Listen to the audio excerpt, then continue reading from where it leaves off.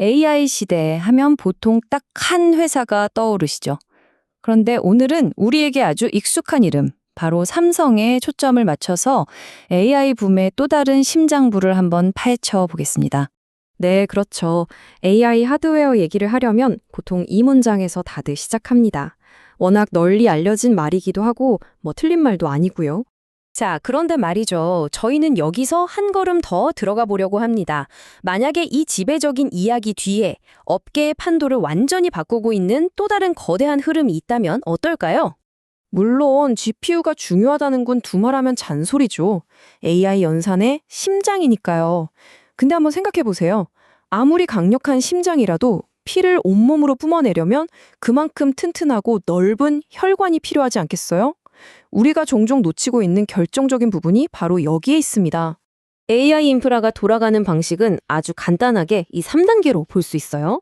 먼저 AI 모델이 있고 GPU가 이걸 엄청난 속도로 계산을 합니다. 근데 3단계, 즉 메모리에서 데이터가 제때 공급이 안 되면 어떻게 될까요?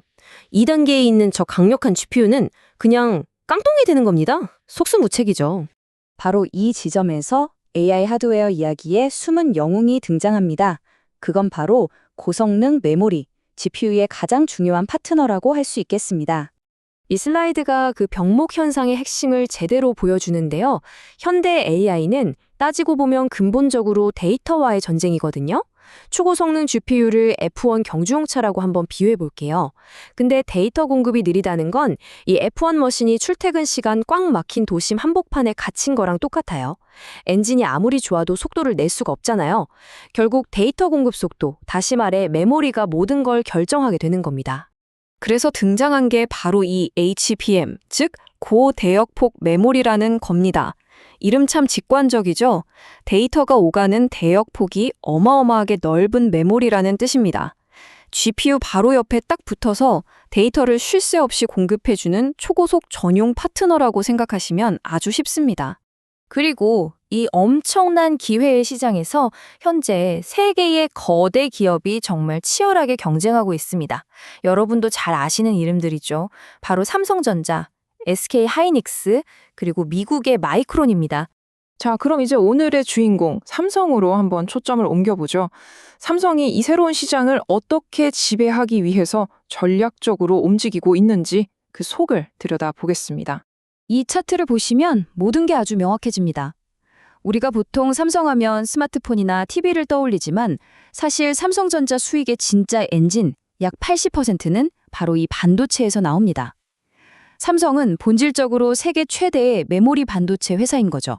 그리고 삼성은 이 기회에 정말 모든 걸 걸고 있습니다. 2026년까지 HBM 생산량을 무려 50% 가까이 늘리겠다고 발표했거든요. 이 숫자 하나만 봐도 이 시장에 대한 삼성의 확신이 얼마나 큰지 알 수 있는 대목입니다.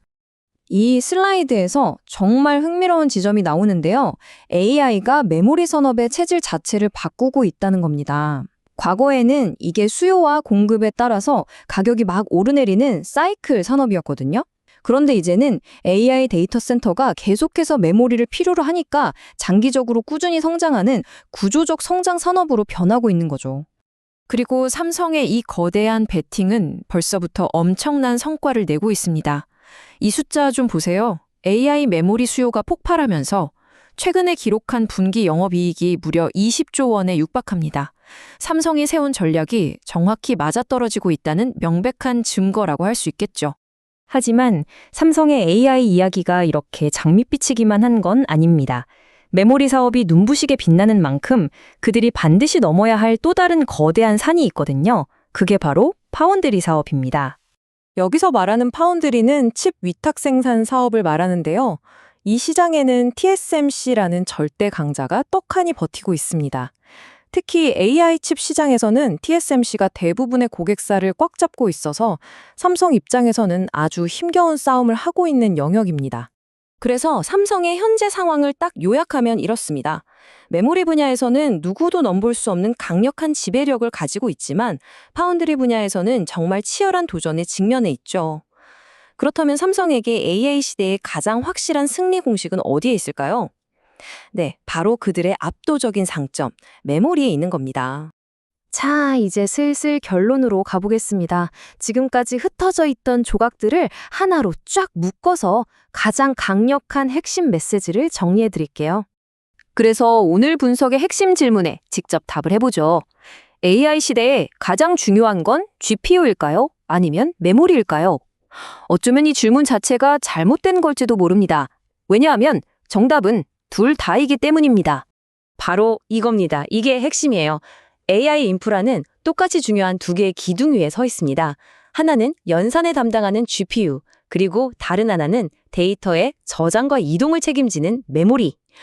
이 둘 중 하나라도 없으면 다른 하나도 존재할 수가 없는 완벽한 공생관계인 셈이죠. 이 관점에서 보면 삼성은 더 이상 그냥 전자회사가 아닙니다. AI 시대 전체를 떠받치는 두 개의 거대한 기둥 중 하나를 통째로 만들고 있는 우리 AI 미래의 근본적인 설계자 중 하나라고 볼 수 있는 겁니다. 마지막으로 이 질문을 여러분께 던지면서 마무리하겠습니다. 앞으로 다가올 AI 시대에 데이터는 과연 얼마나 더 폭발적으로 늘어날까요? 그 질문에 대한 답의 크기가 바로 오늘 이야기의 주인공인 삼성이 마주할 미래의 크기를 결정하게 될 겁니다.